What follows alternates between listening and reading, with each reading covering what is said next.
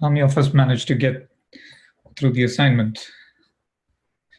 Avinash said he won't be able to join us today, and I started working through part way. Is there someone, or hopefully many of you, who can kind of help us through with the assignment?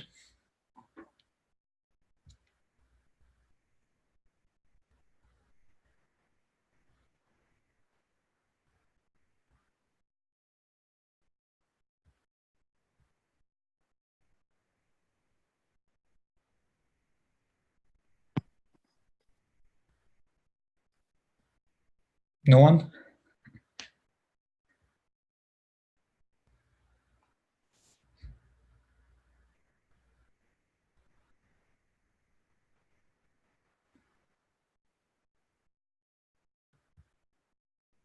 Hi, Prashant.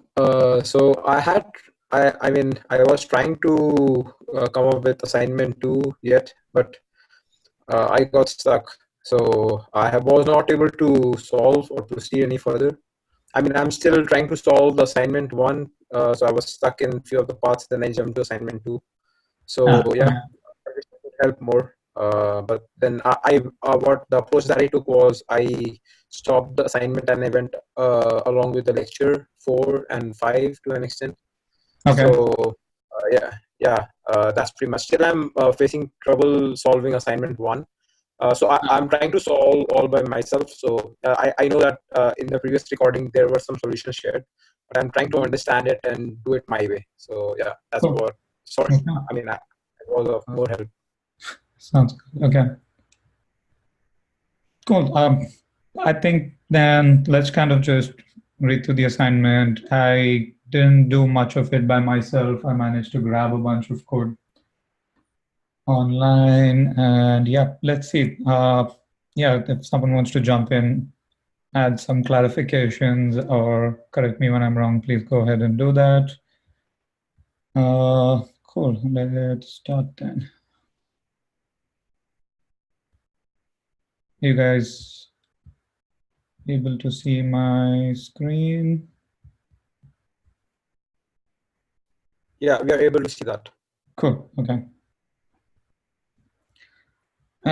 Yeah, so the assignment 2, okay, the first part is kind of the word2vec, looking back into it, and we kind of remember with word2vec, given the center word, given a definite window size, you kind of look backwards, look forwards, and then those are the context words which should kind of help you predict your center word. And then we kind of discussed what parameters and activations were, and then we figure out that at the end of the day, when you get these activations, they're just numbers. And a good trick to convert them to probabilities is like using a softmax function. So that's what kind of this is. So now you need to kind of implement this softmax function. And yeah, so remember so you basically have 2 matrices. Each word is represented by a vector in both those matrices. C stands for center, O is your outside word. You do this dot product between those two to kind of get a score there for that particular one, and then you divide it by the sum of all of them so that you basically end up getting a probability there. Moving next, after the softmax function, we realized that we needed to find what is called this nice softmax is basically you add in this log term here that kind of does the negative log likelihood, and all this put together is basically nothing but cross entropy. So we need to implement this. So with the stuff that I found online, this had some really nice stuff that we could look through easily. I'll share these links once I'm kind of done with this one. Actually, let me share it right now so you guys can follow too.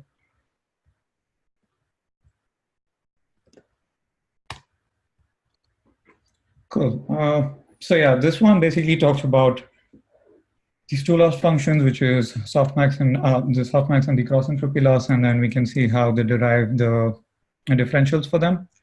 So we remember softmax, like I just said, is basically this exponent. Remember what the exponent kind of does is basically moves everything whatever's negative also kind of moves to the positive side. So that is the first property of probability. You want everything to be in the positive side. Next thing for probability, you want everything to kind of be in the sum and the range of 0 to 1, and they should all add up to 1. So that's why you divide by this summation, which kind of brings both those properties in.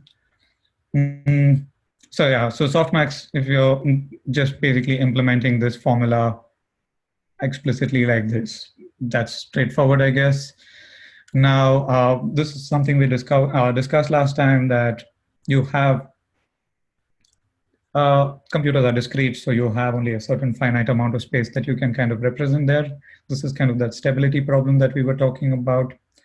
So the upper bound you can see is like 10 power 308, and there are a lot of times where you're going to cross that boundary. So a nice, neat trick to do that is so this is what your softmax formula was, the first line. You just multiply and divide by C, which is some constant, which we later see what we'll choose as. And then you're just using this log and x properties and bringing that back to the power of. And now what it says that if you use the C and set that C to be max of A, that is the maximum value of these activations that you get, then you can realize that when you do this A minus max of A, you are going to limit yourself everything kind of 0 and below that. And that gives you reasonably small numbers. So this is a stable calculation then. So again, just kind of putting that down in formula, you kind of end up with that, which is, again, I think, a straightforward implementation. Cool. So now next comes, taking the derivative of this softmax. So you need to take the derivative of, drop the c's out again, right? Because you're just trying to take a derivative. If we kind of end up with the problem of x, we can look into what we should do for stability. But okay, properties to kind of remember: if you're taking e power x, taking a differential of e power x, it's a nice one. You get back e power x. There's nothing complicated with that differential. But the rule kind of that you need to remember is this is trying to take the derivative of a numerator by denominator. So that the formula is this. So when you're taking f of x to be g of x by h of x, you kind of need to remember that the formula is you square the denominator and you take the differential of the numerator, that is the g prime of x, multiply it by the denominator h of x, and you kind of do the reverse, but subtract this time minus h prime of x, that is the denominator's differential, and multiplied by g of x. So if you basically know, so now we know that g of x is our e power a, and you know h of x is the summation of e's. So if you just basically find the differentials for those individually, you just need to plug this up in here, then you should get your answer.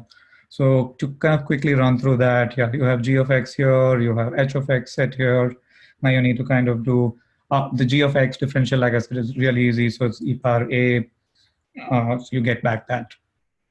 And sorry, that is this one, right? The important thing here is when you're doing this differential of the sum, you kind of get back, where is that? All right, correct. So here you're running a sum from k is equal to 1 to n, and you're trying to take a differential with respect to j. So this j basically exists somewhere in between this 1 to n, right? And you kind of need to drop all the others because they're constants. So that's what you get by plugging this in here. Again, I think the most important part, if you wanted to take away from this, is that this can be nicely written down as p of I into 1 minus p of j.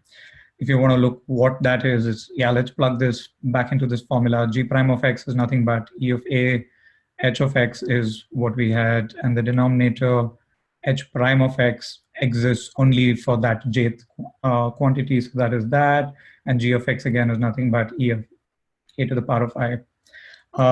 Kind of rearrange this, pull the e of ai outside, you can kind of factor them into these two parts.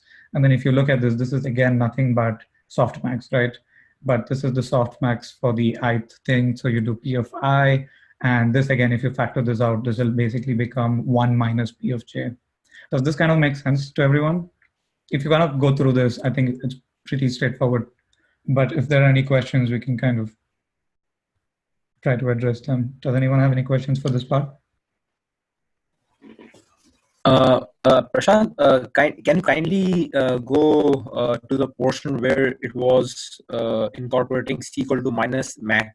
I mean, Oh, minus log C minus max.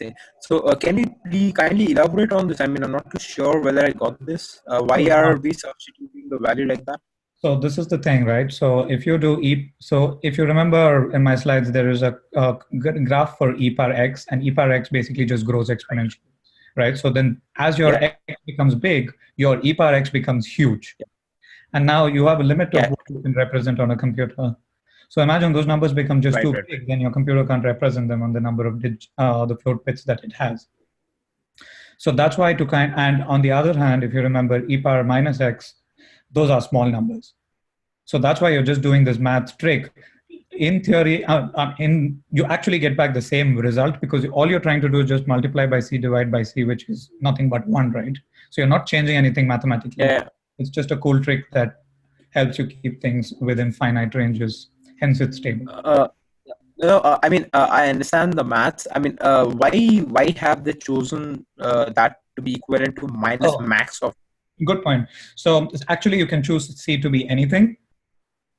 That's the thing. Yeah, exactly that. In theory, right? That's what my question. Okay. Right. Yeah. So C can be chosen to be anything. But the reason is the whole thing you're trying to do this is so that you don't get back that huge A values, right? So if you choose max of A, and what is the greatest value of A is nothing but max of A. So you're worried mostly about that value. E power something big is going to give you something huge. So if you do max of A, you're ending up subtracting here, right? So your largest value will basically give you E power 0, which is 1. Yeah. So that's the trick there. That's why you're choosing the max of A there. Does that make sense?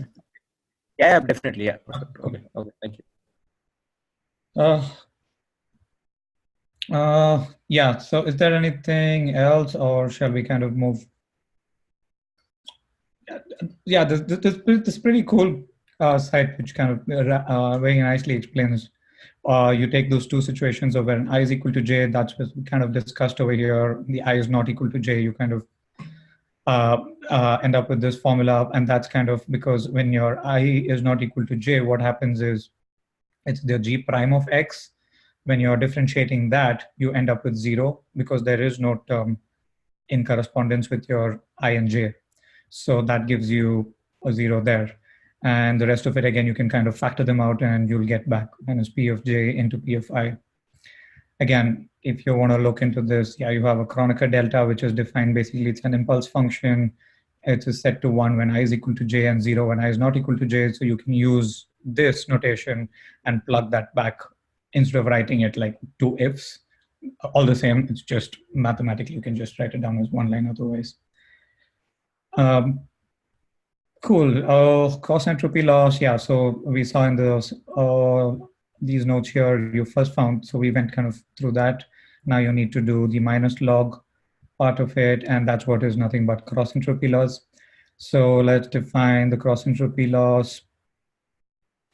In this case, let's kind of go through what they're doing over here. Right. Okay. So the interesting thing is X is going to be of this shape, right? So that's basically, if you're kind of familiar with in terms of images, then that's what I was kind of drawing an example in my head was if you're doing, let's say, Cypher 10 or something where you have 10 classes that you want to predict and you have, let's say, 100 examples. So your examples is like 100 images that you have, and num classes is basically the 10 classes that you're trying to predict of that. Y is basically going to be the labels that you have kind of predicted from your model, and you're trying to find the loss from that. So yeah, M is nothing but that gives you your number of examples, right? You're doing y dot shape of 0, which is number of rows. And you've already defined your softmax, and you're doing P of softmax of X, which is this. And if you remember something that we had discussed before, we said that the activation functions kind of never change the dimensions of your matrix. It's not like matrix multiplication or something of that sort. It's an element-wise operation. So you end back with P of softmax is basically number of examples into number of classes. So it's the same size matrix. P is also going to be that. The only difference now is that each row is going to be like a nice probability number. So each row would kind of add up to 1 if you sum them up. Cool. So now you're kind of defining, this is the log likelihood function that you're basically, this is what we want to implement. It's minus log of some value. Now, what is this sum value is you're taking this P, right? And what does the range of M do? The range of M is basically going to be nothing but 0 to number of examples minus 1, right? So if you had 10 examples, this first part, which is, not that, this part, range of M. So let's think of that as like small x, or a small index for the first item, that is the row. And the row index is around from 0 to 9, if M were to be 10. And Y is the cool one, where Y is basically, if you had, let's say again, like 10 numbers that you were trying to predict, again, going back to the reference of images, you have to choose, Y has to be 0 to 9, right? And so you will pick up which index that is, 0 to 9. So let's say if you know that the right digit was 5, so you want to see at the 5th spot, what is the value you're trying to pick out from this P. So that's what. So let us say example 1. So that is row 1. And the row 1 happened to be the number 4. So then you look at the 4th column. And that is what your softmax value is. And you take a log of that. That is what kind of gives you this log likelihood, negative log likelihood. And this divide by n is again just kind of going to be doing the average. Does that kind of make sense to everyone? Does anyone have questions on that? I'm just hi. So I'm just confused with normally the value of P. It's a matrix, right? Mm-hmm. Yeah. So in the matrix, you're trying to access ith and the jth element. Exactly. To get the negative Right. of that. Right. So yeah, range of M is gonna provide. The range of M is gonna provide you with the number of rows. Since M is equal to y dot shape, I mean, say there are 10 rows, right? Mm-hmm. So P of so it would have 0 to 9 elements. Yep. As a number of rows, whereas the Y would hold. Y would hold the number of classes. Yeah, exactly. You want to know the, I mean, say 6th class. Yes. You're trying to. Right. So yeah. So my understanding, I just wanted to confirm whether I'm understanding. That's exactly what it is. Yeah. So you pick out that value from P, this matrix, which is the softmax, and then you just perform this negative log. That is basically what cross entropy is. And you have m number of examples. So you want kind of the average of that. So that's what this does. Yeah, makes sense. Exactly. Perfect. Okay. Thank you so much. Yep. Yeah, and this is kind of the implementation right there. So you can put that in. Cool. Nothing means let's move forward to, let's see the derivative of cross entropy loss at softmax. This is what the formula for the log likelihood, negative log likelihood formula is, where P happens to be the softmax. And again, the same thing that becomes cross entropy. So now you're trying to take this differential. So let's kind of break this down into a couple of parts. Let's look at this. How he does this is, cool. So this is the part where, if you remember the lecture, he kind of does a substitution in between where we introduce the Z, which is kind of defining an intermediate step, so that will help us with the chain rule for differentials. So that's what we're trying to do over here. You break this down, you have this derivative of log of pk with respect to pk, and then you have to take this derivative of log of pk with respect to derivative of oi. Now, derivative of log is nothing but log of x is 1 by x, so that's why you end up with 1 by pk, and then you end up with d of pk by d of oi. That's going to be remaining there. We'll kind of figure out what this part is as we move on. So this is kind of again, kind of showing you the chain rule part of it. Now, what is, if you open this up in terms of, let's break this, where is this softmax? Correct. So let's kind of keep this at the back of the head, those definitions. So let's kind of look at it now here. So now you have two scenarios, right? So you remember in Softmax, you're going to get, let's say if you were predicting 10 classes, you would basically get like 10 numbers. And now in these 10 numbers, you have 9 of them which are not of the class and 1 of them which is of the class. So that's what you kind of call over here, where I is the correct class and k is not equal to I is basically the other 9 classes that you're looking at. And so this is basically, again, yeah, just opening up this formula. So you get this part of it when the class is of the ith class, which is the correct class that you're predicting. This is what it should be. And when it's not, that is the rest of the 9 classes. You're basically summing up over those 9 classes to get the loss differential of that. And these formulas, basically 1 minus pi and this pk minus pi, is from the softmax that we just derived. So again, kind of all adds up, like when I is equal to j, that is the correct class that you're predicting. That's the first part.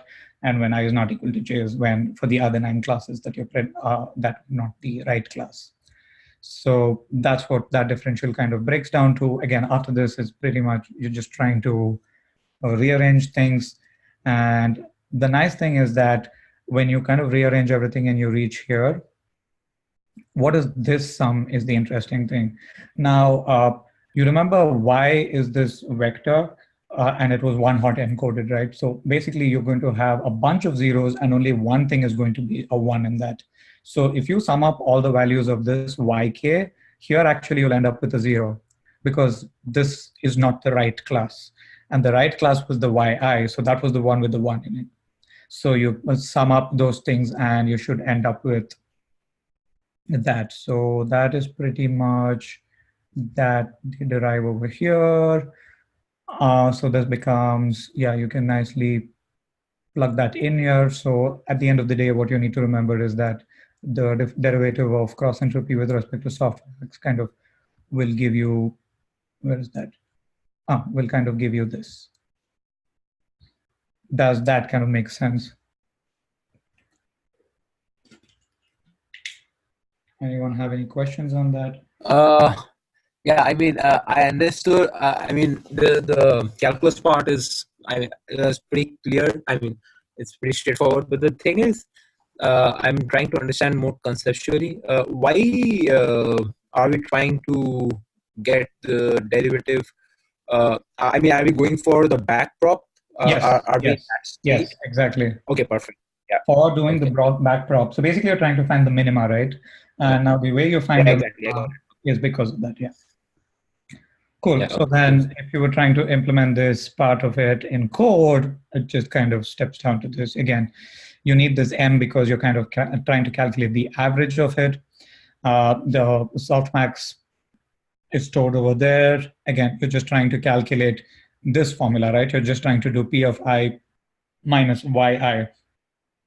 And the thing is that yi, like we just discussed over here, this was the one which was 1, and all these were basically zeros. So this can be again broken down into p of I minus 1. And that's what this line of does. And this is just calculating the average, and you return the grad. Does that kind of make sense? Can you talk a little bit about what we're doing here in this delta cross entropy code? I'm trying to make the connection. Okay. Yeah, I'm trying to make the connection between I'm trying to make the connection between the gradient and the back propagation. I don't know. I'm kind of getting lost in my thoughts here with this. Okay. Code. Cool. Yeah. So let's kind of run through what we did, right? So we remember that we set this initial matrix with random weights. You multiplied, that was for each word you did that. In our case, you had like 2 matrices for the center word and for the outside word. And then you multiplied those, and you basically get like a prediction at the end of the day, which on your first run is kind of shitty because you haven't trained anything. It's just random weights. So you, at the end of the day, you'll get, let us say, a certain prediction for a certain example, but you know what the true value is also. So if you subtract those true or do some operation, you can find a loss. So now you found the loss. Now, after you find the loss, the idea is backpropagation, which is going to go back and kind of fix these weights that were randomly initialized to give you a better prediction next time around. So to do that, to do backprop, what you need to do is, that's where we kind of discussed what gradient descent was, stochastic gradient descent was. You kind of find the differential and you move towards the bottom of that curve or that parabola that we saw. And to do that, you need to kind of get this gradient. And this is what that differential is. So so this is the loss. And remember, and from the slides, I keep saying that you take the loss, derivative of the loss with respect to these parameters, which is your weights and biases. So that's what you're trying to do over here. You're finding the derivative of that so that you move towards that direction. Does that kind of make sense? So this part, so what we calculate. I think so. Okay. I think so. Is the derivative of O sub I, does that have anything to do with the outer word there, or is that something else? Yeah, there's a super overload of parameter names over here. Yeah, this O has nothing to do with that. The O outside vector. Basically, this is like you're taking the derivative of loss with respect to these parameters, which is basically each weight and each bias. So if you remember the parabola, there, this O of I was basically that single value, like if you were looking at y is equal to mx plus b, then you're thinking of this as only as the m. Oh, the slope. Okay. Yes, okay. Yes. Okay. And now for that line, you actually had two parameters, right? You had m and b. So you would have to actually find d of L with respect to d of m, and you will do d of L with respect to d of b. So you find both the derivatives. Does that make sense? It does. Thank you. Okay, sure. Cool. Yeah, let's kind of jump back into this. Yeah, so this first part of it was pretty easy in the solution. I mean, the question was basically you just need to show how, when we were implementing this, what happened to that y of I that was there outside over here. And that y basically disappeared because we know that y is going to be one hot vector, one hot encoded vector. So it's going to be a bunch of zeros, and only at one spot or you will get a 1 over there. So that's why this kind of reduces to this. Cool. So next, yeah. So compute the partial derivatives of this knife softmax with respect to V of C and write your, yeah. Okay, so this, we kind of discussed this over here. Let's kind of see the code. Cool. So yeah, your first part was to kind of, I think, write out what the sigmoid function is, and that's straightforward, like 1 divided by 1 plus e to the power of minus x. So that kind of is the sigmoid. Next was this knife softmax, where you needed to calculate both the loss and the gradient. And let's kind of see the parameters that are going in as your center word vector, your outside word index. This is a vector. Remember that outside vector is, this happens to be, if I'm not wrong, this is, and at least the way I have written it, if I'm not wrong, I think this is basically this U, which is a matrix. I don't know why they called it it's vectors. Okay, yeah, so that's what. So that's a matrix, and you will kind of index into that with this outside vector index to grab a particular vector out. Data set is something that they have said that needed for negative sampling, unused here. I think it comes back into picture in the next one. Cool. So let's kind of look up. Let's move this here.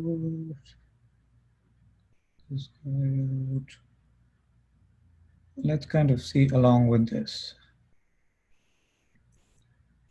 Cool. So now you need to find out, so this is what you're trying to do, right? J is nothing but the loss, and you're trying to find the loss, which is implemented like this. And you know what P of O given C is, that is nothing but softmax. So writing this down, this becomes minus log of softmax. So this is your prediction that you're making. Y hat is equal to softmax of, you're trying to do this part. And you basically just kind of get what is your you're just doing a dot product between the center word vector, and you're particularly picking this whole matrix, doing a transpose. I didn't have time to make my notes into pictures. I'll post them up, but imagine this center word vector to be like a vector of 1 cross 3. You remember from our slides that this outside vector u, each row basically represents a word. So so let's say you have 100 words, so you'll have 100 rows. And the column basically represented the number of dimensions of each vector. So let's assume that each vector is going to be like 3-dimensional. So this outside vector will be 100 rows by 3 columns. Again, yeah, each row is a word. So you're basically trying to do that dot product. And for things to kind of add up nicely in terms of matrices, you need to do this transpose. So you get that. Next, you need to kind of do, so that was pretty much the first part that we did. I don't know why I have written this out separately.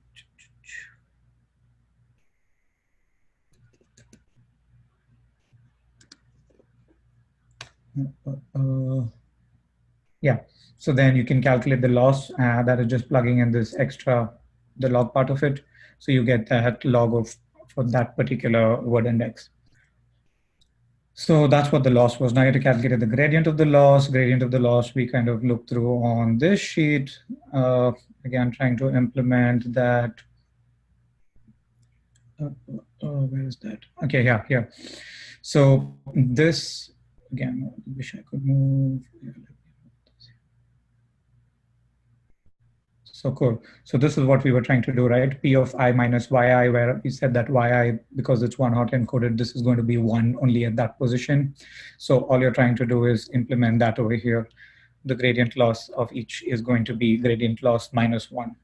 So that's what that is. So you kind of calculated the grad loss over there. Now, the next part was to calculate it with respect to VC, which is the center vector, and UO, which is the outside vector. Again, those two parts also, you kind of derive that, and you should be, let me see if I can find that.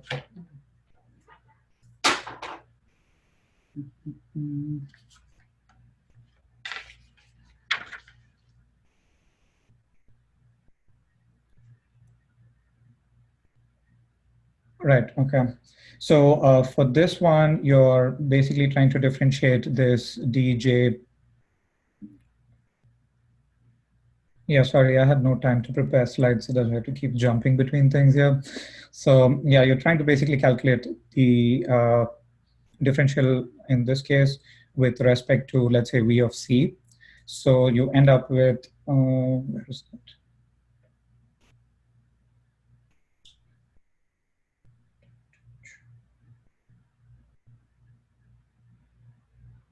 I'm kind of lost.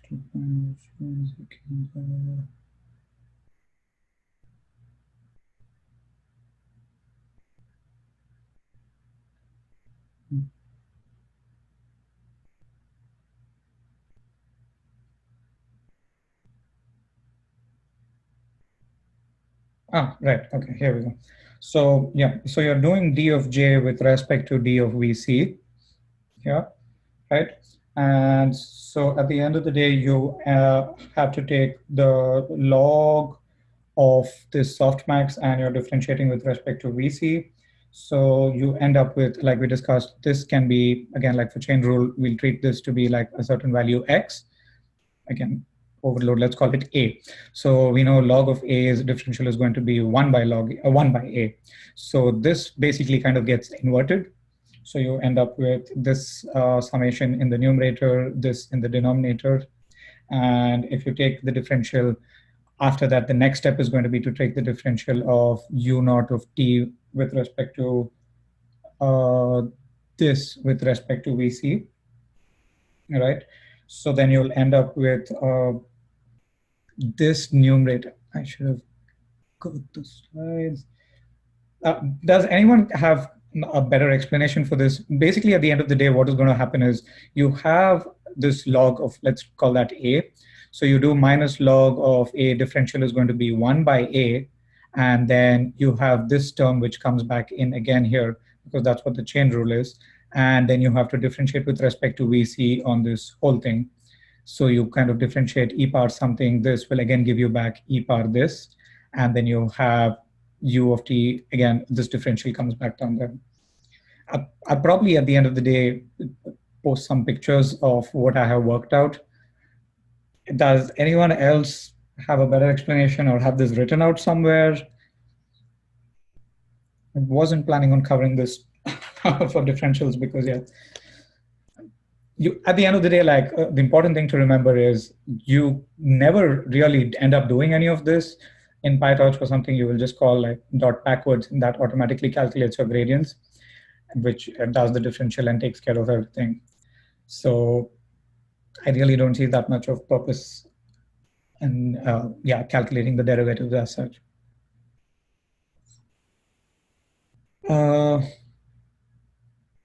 Cool. Let's move on.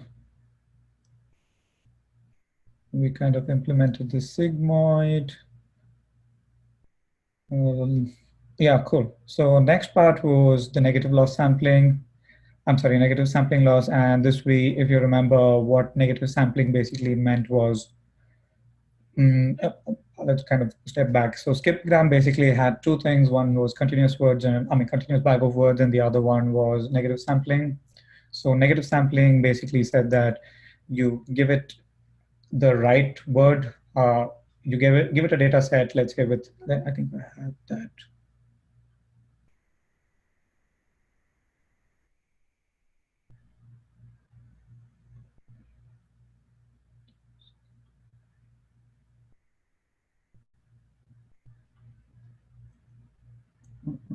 Yeah. So you basically have, where is that? Negative sampling here. So let us say you have the word, you have a sentence. This is our example. Thou shall not make a machine. So shall not make a machine is the one you're looking at. And your center word in this case should be 1, 2, 3, 4, 5. So make, right? I think the example holds good for that. Okay, he's moving it to not. So basically you can see that you select your center word, which is not, and you see what are the output words in that is what is within the neighborhood of whatever that window is. And wherever there is actually a hit, that's the target, which is 1. And you stuff in these ones with negative examples. That's your words which actually do not occur in that sample. In that window. So that's what negative sampling is. And so that is the formula for this. Kind of important thing to remember with this is that this is the first probability or the first part of the function that you want to kind of bump up. And the reason you want to bump that up is because this is the true case. This is the one which is the word that is present. So like it's the non-negative sample or the non-negative example. And the bunch of these keywords is basically the negative examples that you're kind of throwing at it. So that's kind of an intuitive explanation for that. Actually, here we can kind of look at this derivative. If you're looking at this derivative, you're kind of trying to do, again, you can treat this whole sigmoid part to be, let's say, A. So then it's log of A minus log of A. The differential of that is going to be minus 1 divided by A. And then you have, next you need to kind of look at this. And going to be the sigmoid's differential, we already, did I show you guys that? Or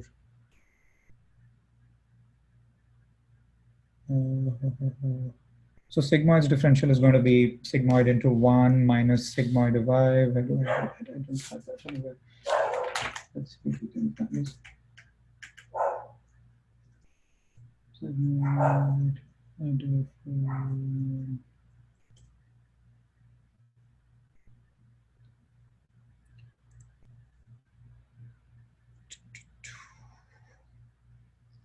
so this can be written nicely as, where is it? Yeah, so this is what, so the differential for that is can be written down nicely as sigma of x into 1 minus sigma of x. So if you kind of go back into this and so you'll end up with minus 1 divided by this in the numerator. And then because of the chain rule, you have to next differentiate this part. That is going to give you this formula. So you can see that that part of that and the numerator and the denominator from the previous logs differential, they'll get canceled out. So that will kind of boil down nicely. And you end up with, if you look at the code,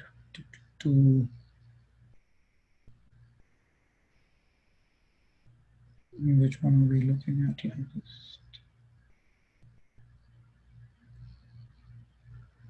Yeah. So you calculate what the sigmoids output is.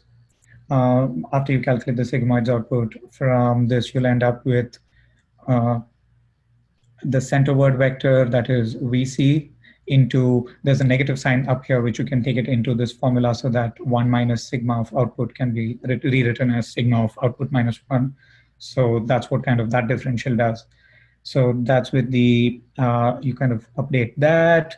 Next, rewriting this formula for, if you take the differential with respect to the outside word vector, again, I kind of found these formulas online for the differentials, and then you can just implement them. If you should be able to actually kind of work that out. And in that case, you kind of end up with, you actually look at, 1 second, where do I have that?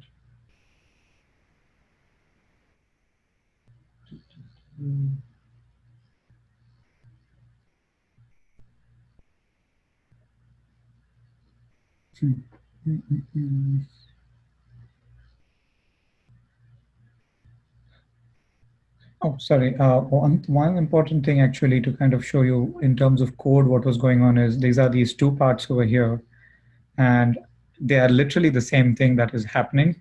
If you look at it, you calculate the sigmoid, that is the internal part of it. Once you differentiate it, after you get the sigmoids, you basically run them through your differential.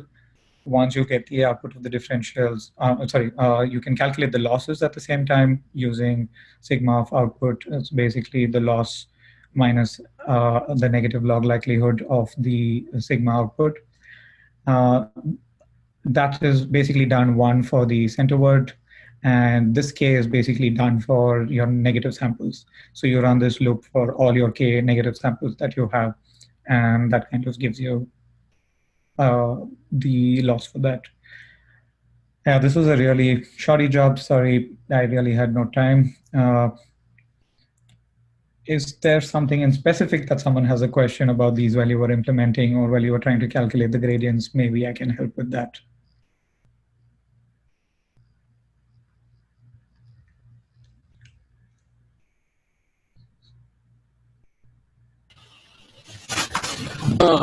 Prashant, hi. I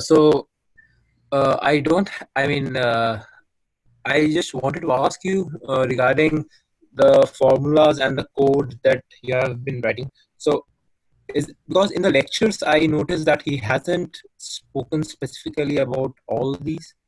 I mean, is it? Yeah, I think that's part of the assignment.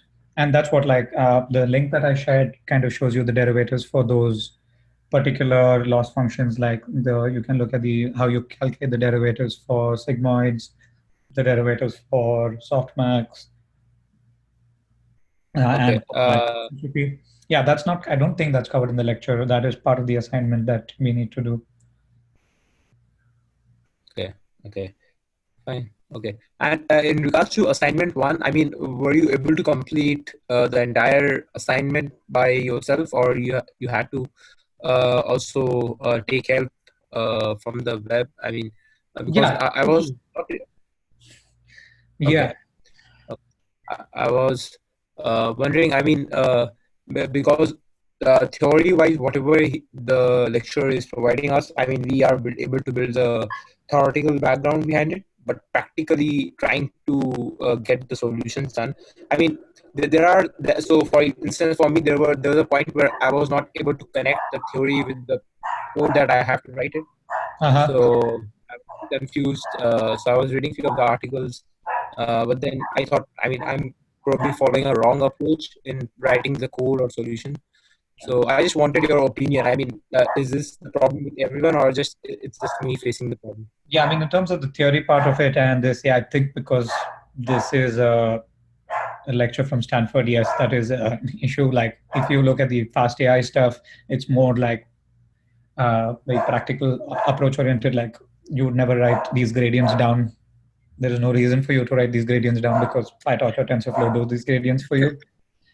So yeah, I mean, I don't know. Avinash is traveling today, but yeah, that's last time, if you remember, I specifically said I don't want to cover the gradients part of it because yeah, I don't see any so much of value in that. So yeah, that's my opinion. But yeah. Yeah, no, I understand. And coming back to fast.ai, I mean, I've been doing the course by myself because I was not able to keep up with the speed of other people who are continuing with the course. So if we were required to basically write the entire fast.ai library by ourselves, the entire source code, I think it would be pretty similar to what Stanford is asking us to do. So because I was having a look at the source code that fast.ai has been it's written, and there were so many contributors. Right, so, but then you never write the derivatives ever. There is no. Yeah, exactly. Right. That's true enough. Yeah, I understand. Yeah. The rest of it maybe has some value. Like like you never write like SGD's optimization step. Yeah, I don't think you would ever write the SGD's optimization step because that's already implemented and you're not going to be using SGD. Yeah. You'll use a much more sophisticated method than that. So those are all just pretty much function calls that you just need to make. It's good to understand the theory behind it, but yeah, I mean, for me, this is all personally with respect to me because I'm kind of presenting this. That's why I said that I don't see the value in finding the derivatives of these things right now. Yeah, perfect. Okay, thank you so much. Yeah.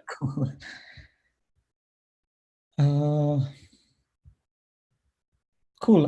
Yeah, then if you would like to jump and look at the SGD stuff, actually the code that you need to put in there is pretty straightforward. And you just need to write in the basically your step function that you just write this. So let's look at what f and everything is. So SGD, when these people are calling it, you're passing it a function.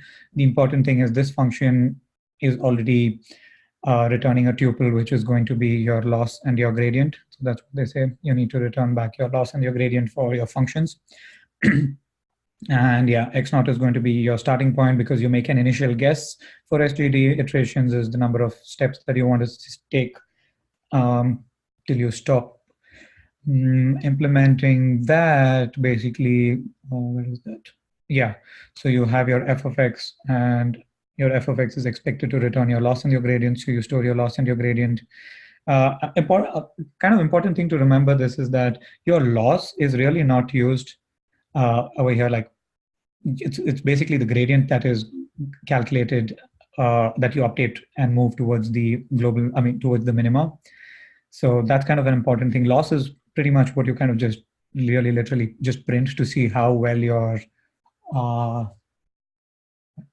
training is kind of going. Like if there are certain indications that you can see from that will tell you whether, for example, to see if your learning rate is too big, your learning rate is too small. You can kind of see whether your loss is going to be exploding or if your loss is actually decreasing. So what you ideally want is your loss on each iteration of your validation batch or your training batch. You're trying to see that after each iteration, your loss should ideally keep dropping. That means that you're training in the right direction.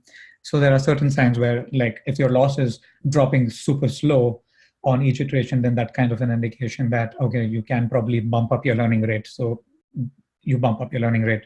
But now let's say your loss kind of is going haywire. It's kind of small, then it becomes like all of a sudden big. Then it kind of says that your learning rate is too high. So those are kind of just indications and kind of tricks that you learn by looking from your loss. That's kind of it. And I was just looking at what they kind of pass in.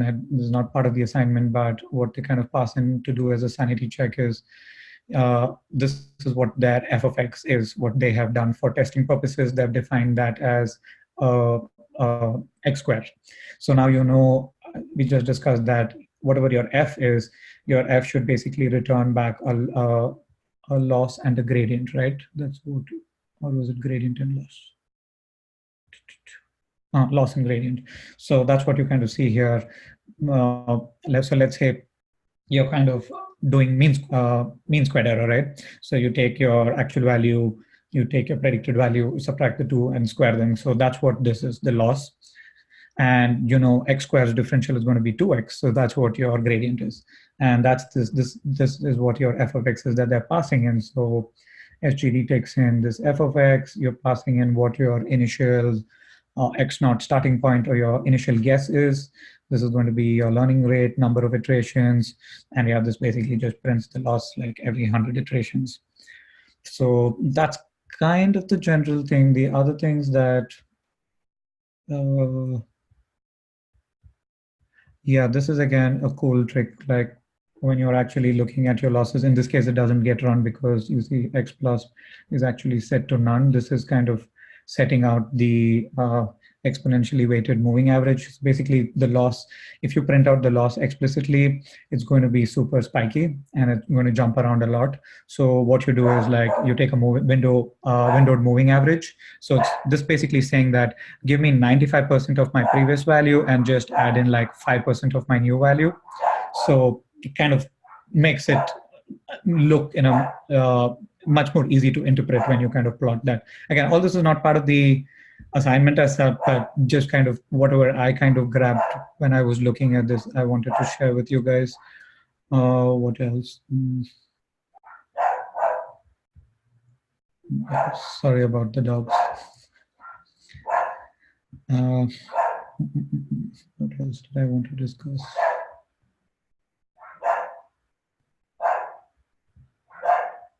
Oh, we didn't finally wrap this up with the skipgrams approach, right? So let's kind of look at.